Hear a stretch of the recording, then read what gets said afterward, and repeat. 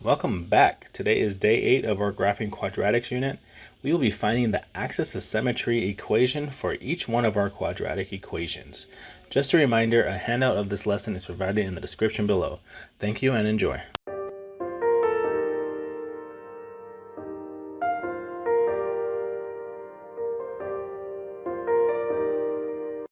Oh yeah, it's that time again. We have some math problems here and we need you to do them now. Pause the video, complete the problems, and return to the video when you're done. All right, let's go over this do now. It says sketch the axis of symmetry for each graph. So we have some equations here, and all we have to do is sketch the axis of symmetry. So again, you should know that the axis of symmetry is going to go through the vertex. So the vertex is going to be right here. So my axis of symmetry would be something like this. Pretty easy. Same thing with this problem. So we need to cut this in half. Perfect. And perfect. Okay. That's pretty easy. Now in this lesson, our job is going to be, we're going to try to figure out what is the equation. So again, given any of these forms, I'm going to want you to be able to know, like, oh, I know what this equation, like, again, we know that the equation for each one of these should be x equals something, okay? But now, what is that number? What number would this be? Is it like -1, -2, -3? How do we figure that out? And for each one of these, you should be able to figure it out pretty easy and pretty quickly. Alright, so that's what we're doing in this lesson. So let's take a look at factored form here and let's see if we can figure out, okay, where is that axis of symmetry? So when we're doing each one of these, let's see if we can figure that out. So in this problem here, what do we know about factored form? Well, you should know that you have two roots, and I'm going to write them down here. So root 1, where's your first root at? Well, one of your roots is going to be at 3. And your second root, my other root, is going to be at -7. So if I was to draw that on the graph here, that means that this point right here is at 3. So I'm not going to write that. I'm just going to write 3, 0. And this other point over here, this is going to be at -7, 0. Perfect. So again, factored form tells us our roots. Now, is it possible to use those 2 points to find out where my axis of symmetry is? Well, again, if we look at this parabola here, so we know the vertex is right in the middle of the graph, correct? Well, then also the axis of symmetry should be right in the middle of the graph. And so what we should know is that this distance here should be the same as this distance there. Okay. So that's nice and simple. So I wonder if we can figure out, okay, how can we figure out this point then? Because if we can figure out this point, then the problems will be nice and simple. So again, think about, so really we're looking for what? Like, think about geometry. We're looking for this point right here, that's in the middle between our two roots. And think about, how do you find the middle of things?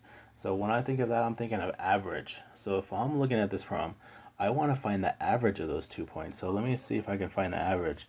So I'm going to say -7 plus 3. Remember how to find the average? You add them all up and divide by how many. So, and now there's only 2 points, so I'm going to divide by 2. So what do we get? So let's see what we get here. This is going to be -7 plus 3 is -4. -4 divided by 2, which is -2. So what does that mean? So that means this point I was looking for, this point that's in between here, is going to be at -2, 0. Halfway in between -7, 0 and 3, 0. So now, nice and simple, then that means this line is going to be at x equals -2. This is going to be the line for your axis of symmetry. I'm just going to abbreviate axis of symmetry. Okay, so that line will be, that's the equation for my axis of symmetry. Now, how did we do it? Because I'm going to want to generalize this before we can do it all the time. So pretty simple. All we had to do is find our roots and find the average of that. So again, let's write a formula in general here. So if I was to find my axis of symmetry for any problem written in factored form, what would we need to do? We just need to find the average So let's write this down. X is equal to, we need to find the average of my roots. So whatever your roots are, so R1 plus R2 divided by 2. And if we were to use this every time, we should be able to find the axis symmetry for our parabola. Not too bad, huh? Not too hard. So again, it's real nice and simple. Find 2 points and find the middle of those 2 points. All right, so now what about vertex form? I wonder if vertex form is going to be that simple. So when I'm looking at this example here, so we have an example here, and what do we know about vertex form? So in vertex form, we know vertex, that means we know where the vertex is. The vertex for this problem is going to be at -2, -5. So you know this point here. Now, can we use the same method that we used last time? Well, in the last one, in factored form, we knew these 2 points here. We knew this point and this point. But if it's written in vertex form, we don't know those points, so we don't know where those are right now. We'd have to do work to find those. So there has to be another way to find my axis symmetry when it's written in vertex form. Well, the beautiful thing is, since you know the vertex, we know that this axis of symmetry will pass right through the vertex. It just goes right through the center of your parabola, so right through the vertex. So then what would the equation be? So our equation is going to have to be equal to what? X equals, well, nice and simple. X in this problem for the vertex is -2. So whatever number that is, that's going to be the answer. So the answer is -2. That's it.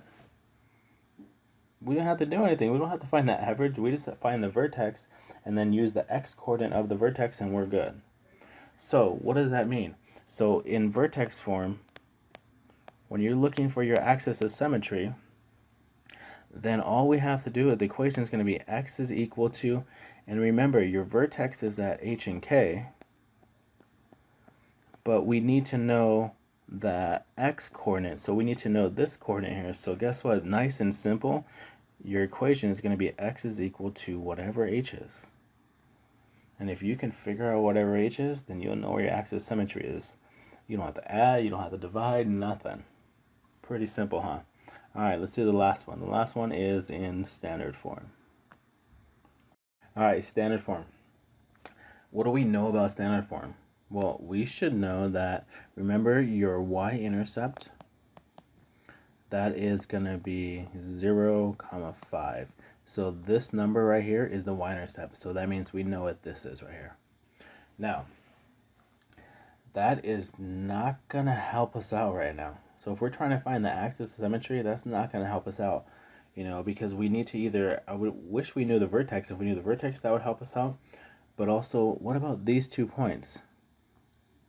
Those 2 points would help us out if we knew those somehow. So we're going to try to figure out how do we find our axis of symmetry. It can't be that bad.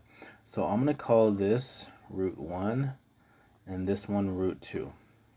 Now, I don't know what those values are, but we're going to have to do a little math work, and we're going to have to actually go back to your favorite formula. When something was in standard form, what's one way that you can solve this problem to find the zeros, to find your roots? You can use the quadratic formula. Remember this guy? -b plus or minus the square root of b squared minus 4ac all divided by 2a. So remember, this formula would be used to help you find your zeros. So you could find R1 and R2 with that formula on anything in standard form. So we're going to use that actually. And we're going to do that. So what we're going to do is we're going to do this like the first problem. We're going to use those roots. So we're going to take the roots, we're going to add them up, and then we're going to divide by 2. We're going to find the middle of those 2 roots. All right, and so we're just going to do this algebraically. So let's see what that looks like. And before we do that, I'm just going to rewrite this equation real quick in a little different form so it makes it easier to see. 1/2 of R1 plus R2. Okay, so we're going to use this little formula. I just rewrote it. I just factored out the half. So that's 1/2 times the sum of these 2 roots. And now we are going to calculate this out. So remember, let me write this down so you can see. So we have one root. What is one of our roots going to be? One of our roots is going to be negative b plus the square root of b squared minus 4ac over 2a. Okay, I know that's not that neat, but let's try the next one. And then your second root is going to be negative b, now the minus square root of b squared minus 4ac all over 2a. Okay, sorry that's a little messy, but I think you got that. So again, we just took the plus and the minus, and there's both of my roots. Now what we're going to do is we're going to substitute those roots in for R1 and R2. So I'm going to go 1/2, because there's a 1/2 in my formula here, and then times, and now we are going to write both of these in. So a negative b plus the square root b squared minus 4ac over 2a, and then we're going to add that, because we're going to find the average of these two, with the negative root. So the one that has the negative b and then the minus, we're doing the one with the minus now, and the square root of b squared minus 4ac. Okay. Now, I know this looks really messy, like there's variables everywhere, there's a lot of things going on here, but hopefully you see something. Hopefully you see something that can simplify out. So let me try to simplify this problem a little bit. So I'm left with 1/2. And what simplifies in this problem? Well, do you see this part right here? There's a positive b squared, or yeah, there's a positive square root, and on the other side there's a negative square root. Those just cancel out if you were to add those together. Ooh, I forgot something. There's an a down here. So those would just cancel out. So that really means in the numerator of this fraction should be negative b plus negative b, which is just negative 2b. Perfect. And in the denominator, remember you keep your denominators the same, so this is just 2a. And so all we did was add together the two roots that we had, and we saw that the square roots canceled out. They simplified. And now something else is going to simplify here. So when we look at our equation here, we should see that this 1/2 will simplify with this 2. So then I should be able to write my answer. So my answer is going to be, well, it's just going to be b, or the opposite of b, over 2a. And I'm going to write this down right here. This right here is your axis of symmetry. That's my equation for the axis of symmetry. So when something's written in standard form, we really just have to do this little calculation, and I'm going to show you an example right now. So let's go back to that example on the right over there. So where is the axis of symmetry? So remember what we did a long time ago. We know a in this problem is -3. We know b in this problem is 12, and we know c is 5. And I just got those from our equation. So the formula for axis of symmetry in standard form just says x is equal to the opposite of b over 2a. So help me out. What's the opposite of b? Well, the opposite of b would just be, b is 12, so just -12 times 2 times a. What was a in this problem? It's going to be -3. So simplify this. This is going to be -12 divided by -6, which is just 2. So where is the axis of symmetry in this problem? So for standard form, the axis of symmetry is going to be at x equals 2, which means it should be right here. And again, that was our little hint. We knew it was going to go right through this point. It was made like that. But so it shows you that this formula, this is a little formula that we're going to use. And the cool thing is, if you ever forget this formula, you probably remember your quadratic formula. Just find the average of those two roots right there, of those two zeros, and you'll see it'll simplify out, and you'll get back to this formula nice and quick. So that's the formula for your axis of symmetry in standard form. So we have three little formulas. Let's see if we can figure this out. So again, number one, find the axis symmetry for each equation. So we have three equations here. Obviously, it looks like they're written in a different form. Let's find the axis symmetry. So the first one's in standard form.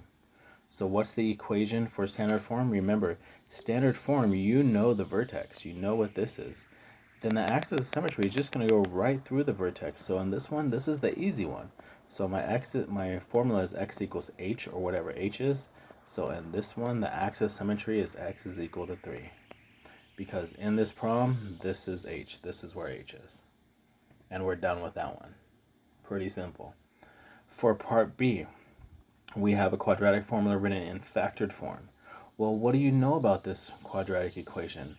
Well, if we have this quadratic, we should know what our two roots are. So the roots are going to be given. They're going to be right there. So I know what are my roots. Root 1 is going to be 4. And I know root 2, that's going to be 8.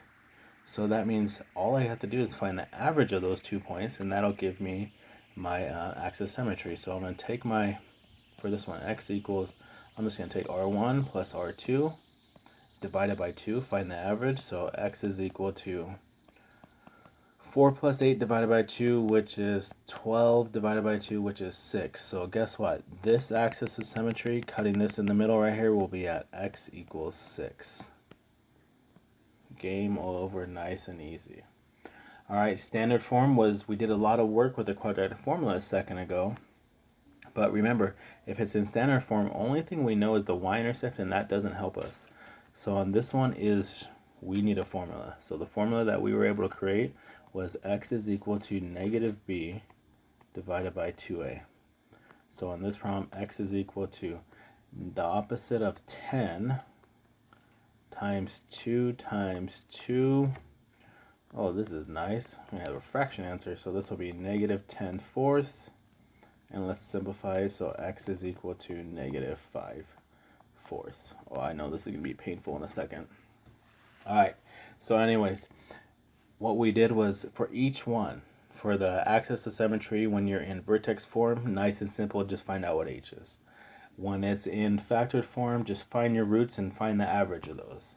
And if it's in standard form, just take take the formula negative b over 2a, and then plug and chug, and you're good with that one. Alright, a lot of times they're going to ask you to locate the vertex in these problems. So this one, find the vertex for each equation. If they ever ask you to find the vertex and you're in vertex form, you should know the answer already. You shouldn't have to do much work here. So this is just 3, 7. Okay, that one should be a slam dunk. Now, if it's in factored form, yeah, we don't know the vertex, so you're going to have to use your axis of symmetry. We found in the previous problem that your axis of symmetry for this one was x equals 6. Now, if you want to find the vertex, well, all we have to do is substitute that x in there and then find out what our answer is, and that'll tell us what y is. That'll give us the vertex for y. So y is equal to 3. And I'm going to subtract 4, and x subtract 8. And what do we say x was in this problem? So we're saying our axis symmetry, so we're going to substitute in 6. So we'll substitute in 6 into this problem, and then we'll simplify this. So again, you can see that's just a little adding, subtracting, and a little multiplying, and we're done. So y is equal to 3 times 6 subtract 4 is 2, and 6 subtract 8 is negative 2. And there's my answer. So 6, what is that, negative 12? So guess what? My vertex is going to be at 6, negative 12. And we use the axis of symmetry. So hopefully you see when you're in factored form, we're going to have to use the axis of symmetry to actually find the y coordinate to find the vertex. All right, but it's not too bad. It's a little substitution. And the same thing goes for number C, for C. When we're doing C, so what we know the axis of symmetry, we already calculated that in the previous problem. So the axis of symmetry in this problem was a fraction, and that's why I said, oh no, that means I'm going to have some fraction work right now. So I have 5 fourths in there. Now we're going to substitute, we need that y value for a vertex. So let's find that y value. So y is equal to 2 times 5/4, and then we're going to square that. Okay, and then plus 10 times 5/4 again. So everywhere we see an x, we're going to substitute whatever your axis of symmetry is, and then subtract 6. This is not going to be fun. But let's go ahead and work it out anyway. So y is equal to 2 times, what is that, 25/16? I did this to myself. And let's simplify this one. This is going to be 50/4, but then simplify that, so that's 25/2.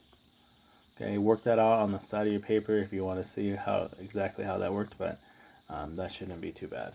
So 50/4 simplified to, 5/2. Okay, 25/2. Alright, now let's do a little bit more work here. So this will be y is equal to 50/16 plus, I'm going to multiply this by 8.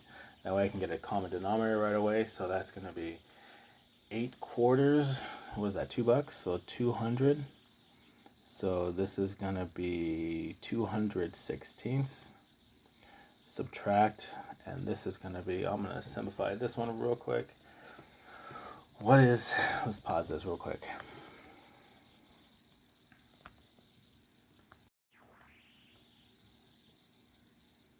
Alright, so then I'm going to multiply this one by 16 to get a common denominator, so I'm going to get 96/16. We're almost done. That's 250/16. Subtract 96/16. Oh, this is painful. Alright, so let's finish this up. Looks like we're going to get y is equal to 154/16. I chose a beautiful problem, which simplifies to 77/8.